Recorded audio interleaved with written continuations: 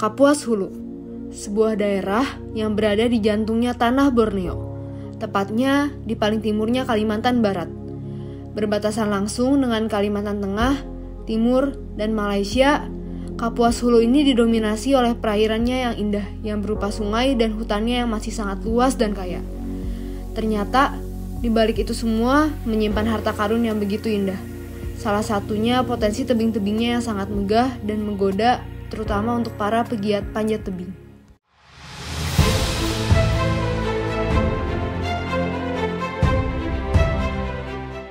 Tim ekspedisi Kapuas Hulu ini tuh berjumlah 13 orang, di mana 12 orang diantaranya itu pergi bareng-bareng dari Bandung yang semuanya itu pegiat panjat tebing yang tergabung di IBEX, ditambah 1 orang lagi, orang dari Bengkayang, Kalimantan Barat.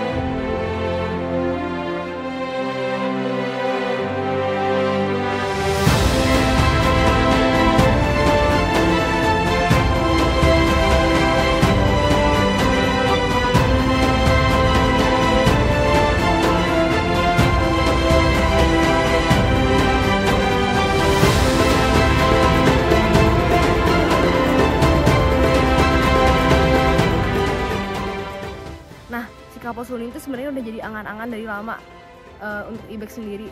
Sejak kami awal mendapatkan informasi bahwa ada potensi tebing di Kapuas Hulu. Jadi dari beberapa minggu sebelum keberangkatan, akhirnya kami mulai menggali informasi lebih dalam tentang Kapuas Hulu, karena si Kapuas Hulu ini juga masih belum banyak yang eksplorasi ke sana, baik dari hutannya, alamnya, apalagi tebingnya ini sama sekali belum pernah ada yang eksplorasi. Akhirnya kami harus benar-benar buka peta bareng-bareng, nyari di mana sih nih titik tebingnya, di desa mana sih, terus harus lewat mana sih, terus perizinannya kemana aja. Nah, setelah itu semua siap, akhirnya kami nentuin tanggal keberangkatan dan akhirnya berangkatlah tim pendahulu. Nah, tim pendahulu ini tugasnya ngapain sih? Tim pendahulu itu jadi melakukan perizinan dan memastikan kebenaran info-info yang udah kami dapatkan di Bandung, karena info-infonya sendiri masih banyak simpang siur. Karena itu tadi, si Kapuas Hulu itu belum banyak yang eksplorasi, jadi masih banyak informasi dan data yang belum valid. Akhirnya kami harus kesana duluan, yang 3 orang termasuk saya itu, memastikan sih kebenaran informasinya. Kami melakukan survei ke beberapa desa, terus kami melakukan perizinan juga, terus kami survei juga ke Dinas Pariwisata, ke Taman Nasional, dan lain sebagainya. Setelah itu semua siap, akhirnya 2 hari kemudian tim besar pun datang.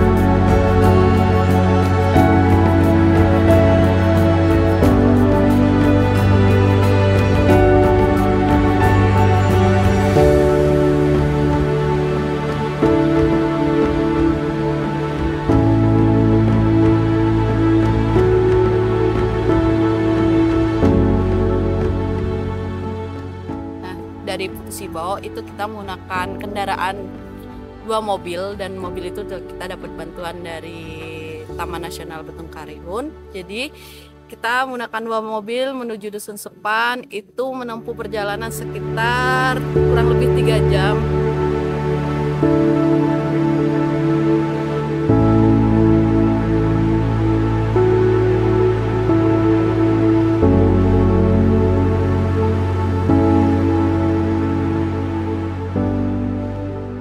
Dengan jalan yang lumayan ya banyak batu kerikil dan banyak batu lepas, dan memang benar-benar lumayan ekstrim karena emang jalurnya itu baru dibuka. Jadi jalur yang kita lalui itu adalah jalur alternatif dari Putu Sibau menuju ke Kalimantan Timur.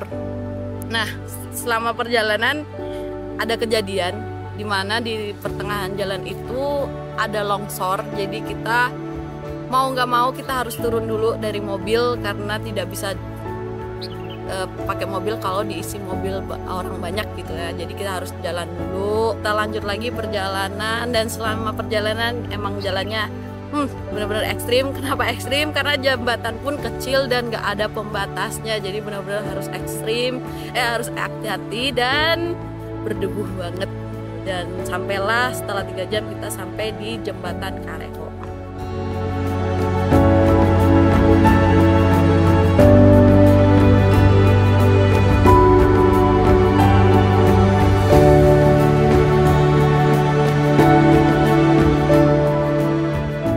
Setelah kita sampai di Dusun Sepan, kita nginep dulu di homestay yang udah ada disediakan di Desa Sepan. Di sana kita nginep kurang lebih 2 hari karena kita harus nunggu kepala desanya dulu. Jadi selama kita di Dusun Sepan itu kita mulai mempersiapkan perbekalan dan peralatan serta perahu atau ketinting yang kita pakai untuk menuju ke desa terakhir yaitu Dusun Salin.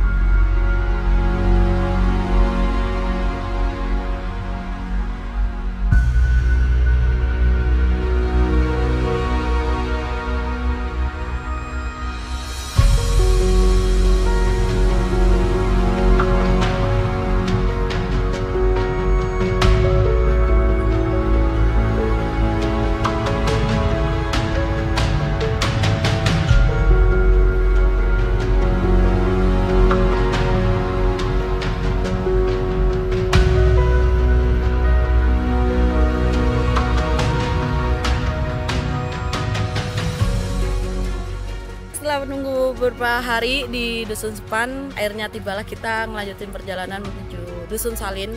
Nah, untuk menuju Dusun Salin kita harus menggunakan jalur via sungai, yaitu kita menggunakan perahu. Di sana itu pakai perahu speed itu yang lumayan gede, dan yang kecil itu namanya Cis. Nah, selama kita perjalanan kurang lebih 13 menit atau 15 menit lah itu kita sampai di jeram, namanya Jeram Benda. Kenapa dinamai Jeram Benda? Karena memang jalurnya itu kita harus melawan arus dan benar-benar ekstrim karena arusnya itu lumayan deras dan kita juga nggak tahu kedalamannya berapa. Jadi kita harus turun dulu dari perahu, mindahin barang. Jadi kita harus jalan sedikit sambil ada beberapa orang itu gotong royong ngangkatin perahu untuk pindah ke ngelewati jeram itu, jadi saling tarik menarik lah.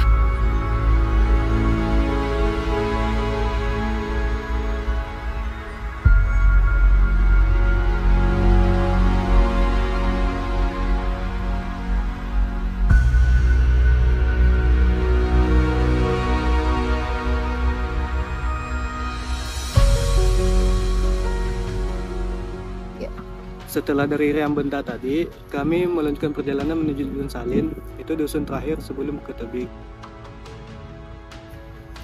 Karena musim kemarau, jadi ada beberapa spot sungai itu yang posisinya dangkal dan tidak bisa dilalui oleh perahu. Jadi kami harus turun lagi untuk ngedorong si perahunya agar bisa jalan ke daerah yang nggak dangkal lagi. Setelah sekitar 2 jam perjalanan, kita akhirnya nyampe juga ke Dusun Salin sekitar.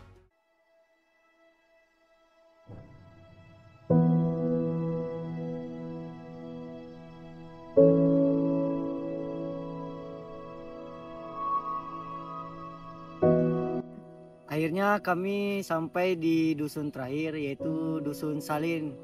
Dari sini, dusun terakhir ini, kita udah melihat banget nih si tebingnya, tebing Mahaba namanya.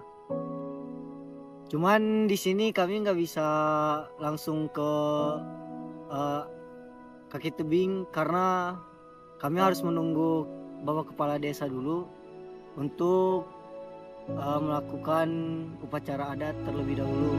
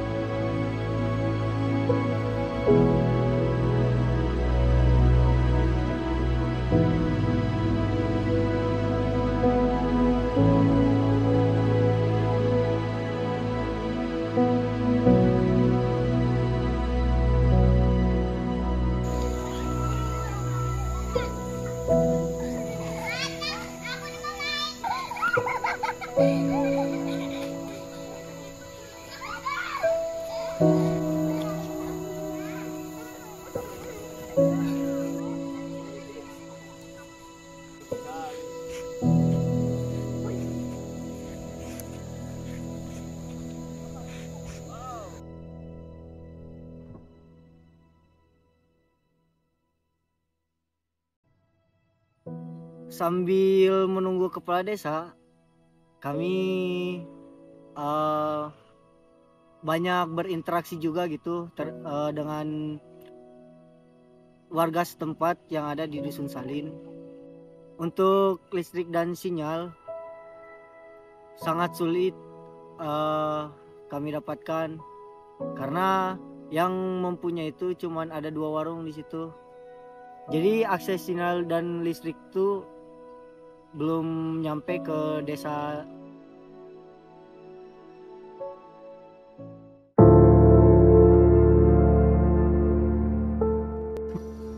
Akhirnya di sore hari, setelah Bapak Kepala Desanya datang, kami pun melakukan upacara adat. Nah, upacara adatnya sendiri dilakukan di seberang sungai tempat keramatnya warga setempat. Jadi kami harus nyebrang dulu pakai perahu. Nah, setelah itu menuju ke tempat keramatnya, kami harus melepas alas kaki.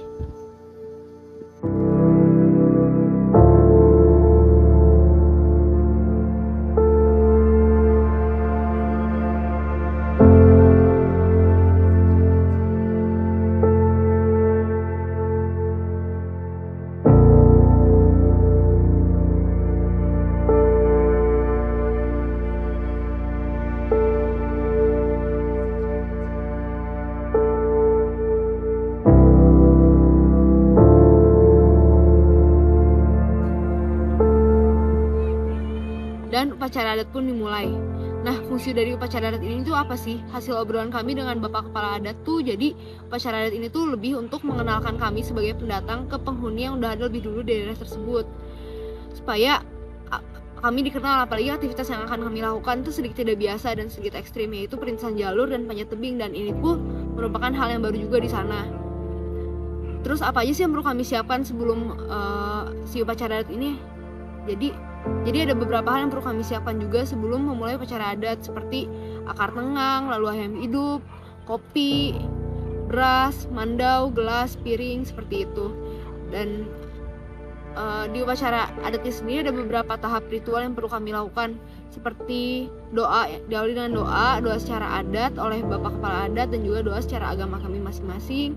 Setelah itu pemasangan gelang akar tengang. Gelang dari akar tengang yang dipercaya itu bisa memberi keselamatan.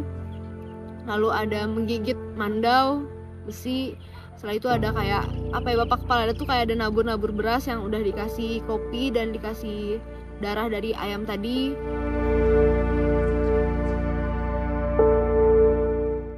Nah, setelah itu semua beres, kami pun turun lagi ke titik awal. si pendakian dan kami menyeberang lagi kembali ke dusun.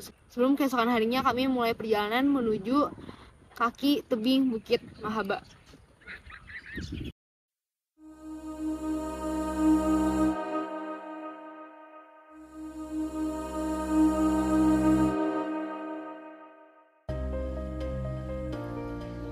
Akhirnya di keesokan harinya di pagi hari kami melanjutkan perjalanan ke kaki Bukit Mahaba. Nah, untuk perjalanan ini tuh kami ditemani oleh 3 guide lokal yang telah disarankan juga oleh Bapak Kepala Desa setempat.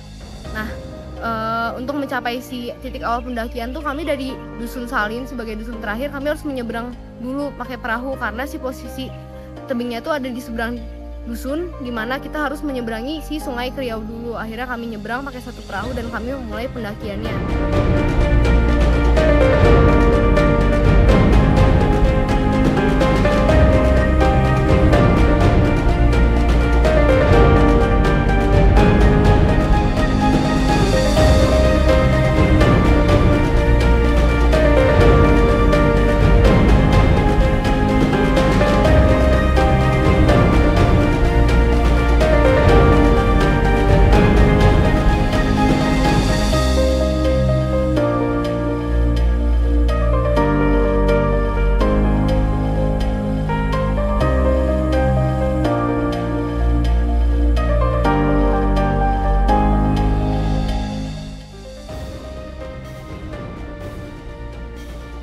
Untuk pendakian ini selain didampingi oleh guide lokal, kami juga membawa GPS yang ada di GPS dan GPS yang ada di HP. Udah hasil GPS-nya ini nanti bisa dipakai di pasca perjalanan untuk dibagikan ke orang-orang yang mau melakukan panjat tebing ke Bukit Mahaba dan juga terpakai saat kami beraktivitas di tebing karena kami beraktivitas di tebing itu nggak cuma 1-2 hari tapi berhari-hari dan trek itu sangat terpakai untuk kami mencari air, memandi dan saat nanti pas kami mau turun lagi ke titik awal pendakian.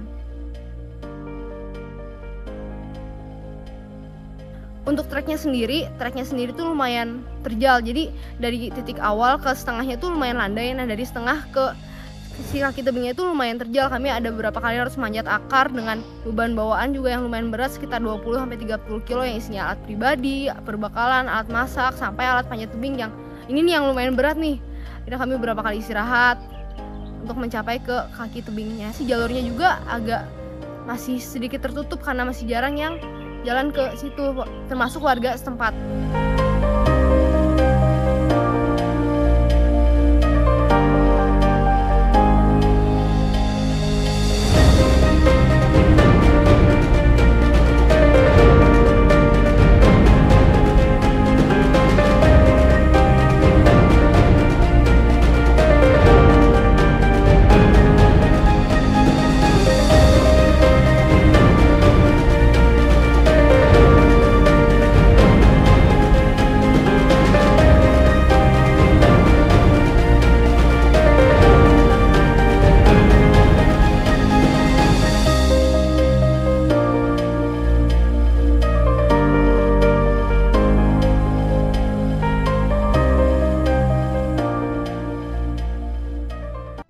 Desa Kleho merupakan salah satu desa yang ada di ujung timur Provinsi Kalimantan Barat yang ada di Kabupaten Kapuas Hulu, Kecamatan Tusibau Selatan, dengan populasi jumlah penduduk sekitar 7.000 dewasa dengan anak-anak, dengan luas wilayah yang cukup luas yang ada di jalan lintas timur ini yang dilewati jalan paralel lintas timur sampai ke ibu kota nantinya.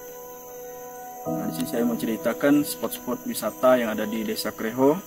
Salah satunya yang ada di tempat saya berdiri saat ini, Bukit Mahaba atau Biang Bahawa. Lainnya ada di Sarai Remam, yang ada di Dusun Sepan, air terjun Sungai Merah itu. Nah, yang ada di Mapit juga tidak jauh dari sini, merupakan spot wisata untuk memancing ikan semah yang punya nilai ekonomis tinggi. Desa Kleho ini mempunyai kekayaan alam yang sangat luar biasa. Ada terkandung emas, batu-batu, gaharu, bahkan rotan, serta walet untuk kehidupan masyarakat desa. Ada juga kayu yang nilai ekonomisnya tinggi seperti kayu belian, dekam lain dan sebagainya. Kebiasaan kami orang Punan ini kalau menyambut tamu, orang baik orang Indonesia asli maupun dari luar negeri, kita sambut secara adat. Biasanya orang-orang yang pertama kali datang kita hadapkan dengan kepala adat.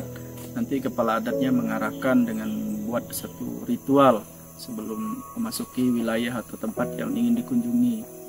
Salah satunya nanti setiap anggota diikatkan tali atau tengang, kami bilang di sini tengang, sebagai tanda bahwa mereka itu permisi, pamit, dan boleh bekerja maupun mengunjungi salah satu tempat spot wisata maupun tempat yang ingin mereka kunjungi.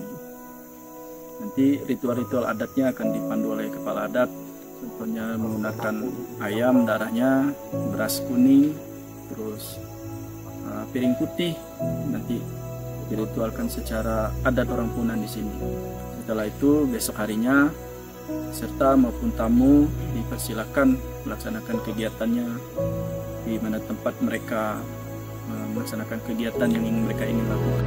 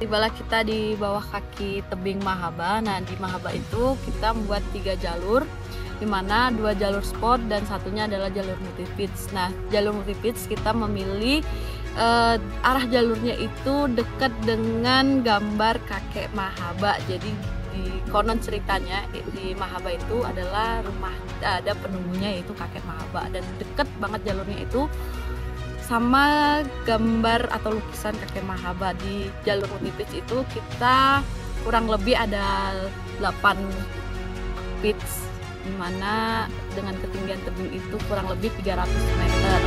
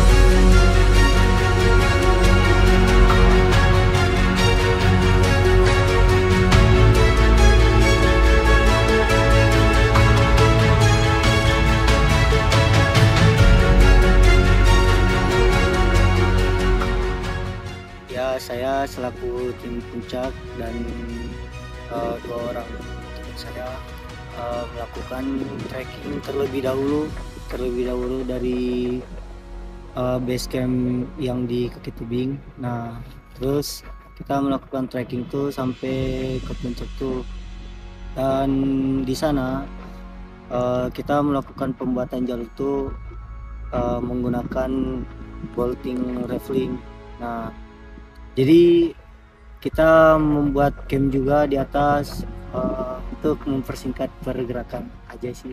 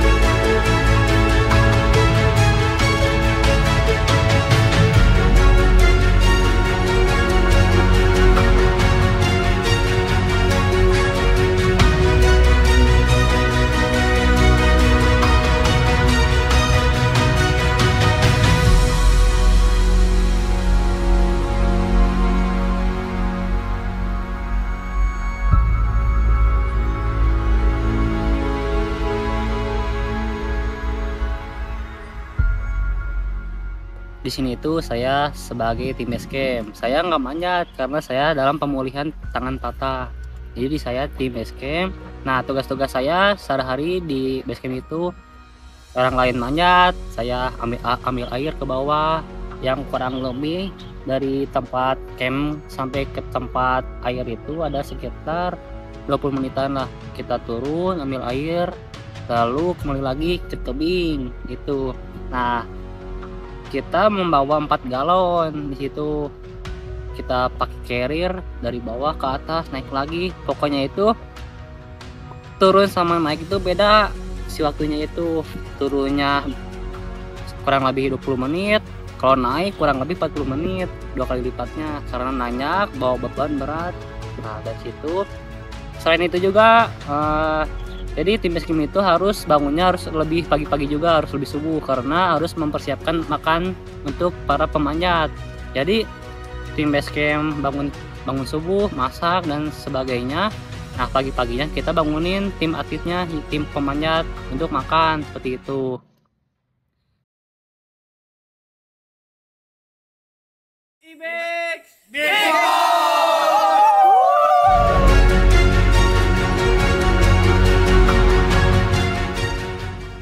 Jadi setelah dari tebing Mahaba gitu ya, kami tim kembali lagi ke rumah gitu ya untuk mempersiapkan lagi perbekalan, makan, logistik, dan ngecas HP, ngecas Bluetooth, bor, baterainya. Setelah itu kita istirahat dan kemudian keesokan harinya kita lanjut lagi ke tebing kedua, yaitu di tebing Tubung, Bukit Tubung. Nah, dari rumah kita melakukan penyeberangan lagi. Pemberhentiannya itu ada di Sungai Talai. Nah, dari Sungai Talai itu kita udah mulai jalan kaki itu. Nah, dari situ kita udah mulai trekking menuju dasar tebing Bukit Tubung gitu. Nah, untuk trekking sendiri dari bawah sampai ke dasar tebing itu kurang lebih 2 jaman lah. Dan itu kita melewati jalur petani walet. Jadi si jalurnya itu emang udah agak terbuka dibandingin sama tebing yang sebelumnya. Kalau yang tebing sebelumnya itu si jalurnya itu masih agak tertutup.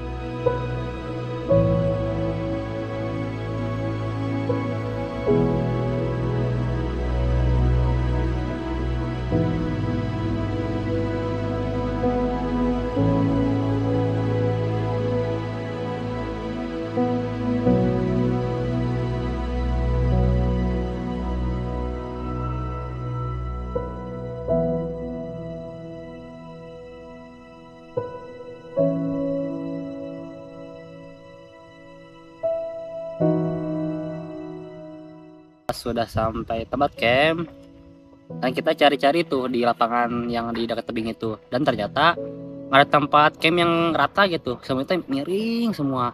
Ya pada akhirnya kita buatlah di situ, cari lahan yang paling besar gitu, yang si lapangan paling besar. Kita ratain dulu si tanahnya, si rumput-rumputnya, akar-akarnya kita potongin sampai si lahan itu udah sampai hampir rata lah di situ. Nah dari situ kita mendirikan flysheet untuk kita camp. Jadi kita camp di situ nggak memakai tenda, karena kalau memakai tenda akan memakan lahan yang cukup besar juga. Jadi kita memakai flysheet. Jadi kita tidur itu di dalam.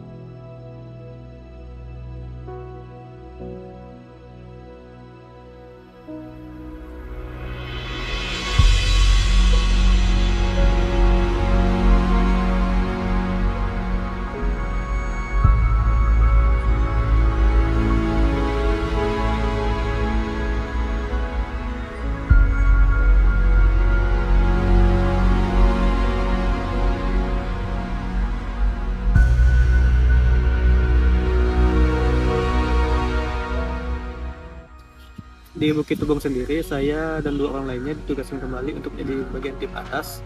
Sistem pembuatan jalurnya kurang lebih sama dengan sebelumnya. Nah, yang membedakan Mahaba dengan Tubung ini, yaitu Tubung itu lebih sedikit ekstrim jalurnya, dan kami menyusuri kembali jalur yang pernah dibuat untuk menuju ke Sarangwalek.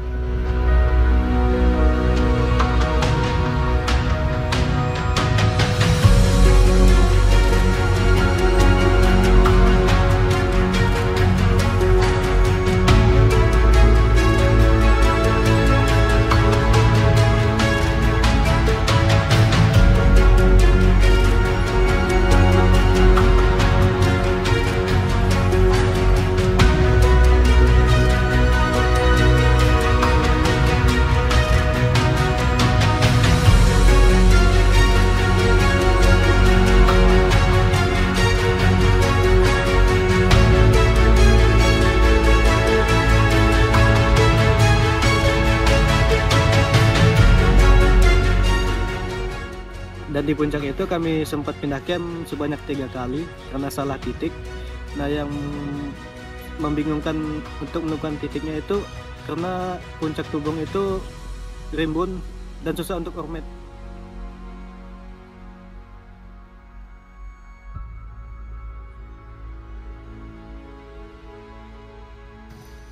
Sempat beberapa kali kami juga harus scrambling tanpa alat dengan beban yang cukup berat. Akhirnya kami sampai juga di puncak Tubung. Nah, yang menjadi PR di puncak Tubung itu ternyata topografi di puncak Tubung itu banyak tebing gitu. Jadi seperti labirin ibaratnya.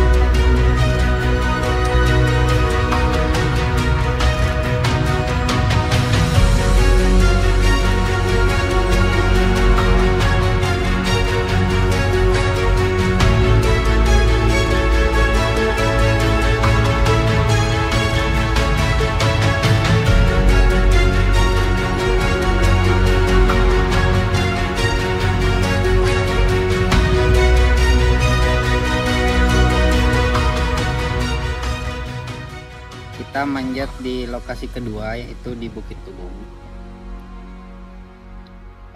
Kami membuat jalur di situ ada 2. Yang pertama jalur multipit sport dan thread tipit. Di jalur multipit sport ini memiliki ketinggian kurang lebih 200 meter dan terdiri dari 3 pit.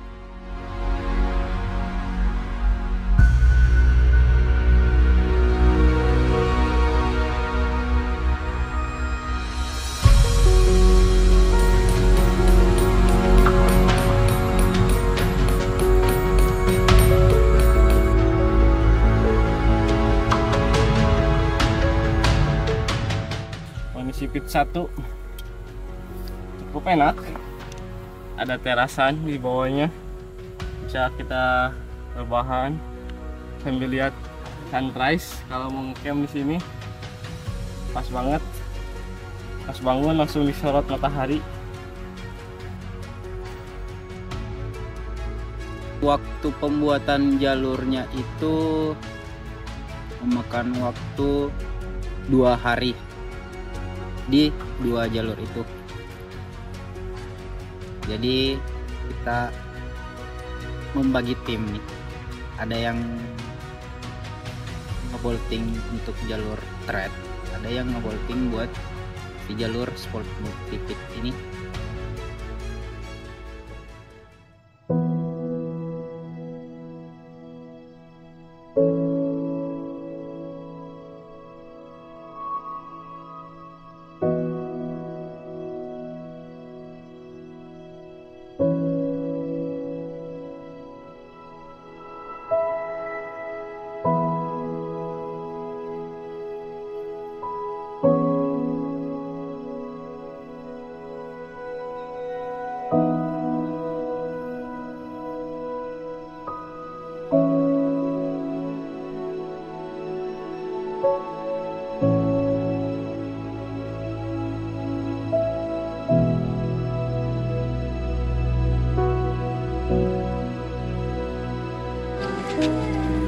Ini guys, namanya kodok.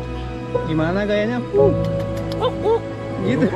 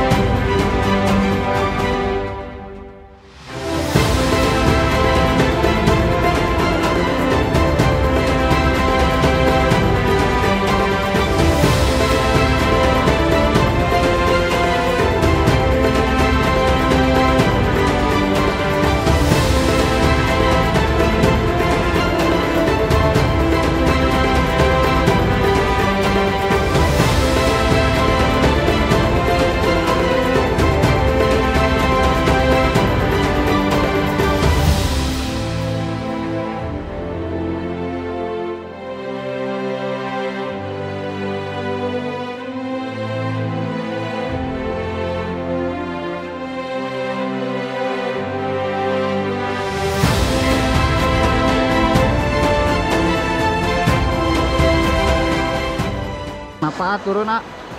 Karena si arusnya itu dangkal dan banyak batu-batuan, tidak memungkinkan untuk kita ikat kapalnya. Kapal apa namanya tuh?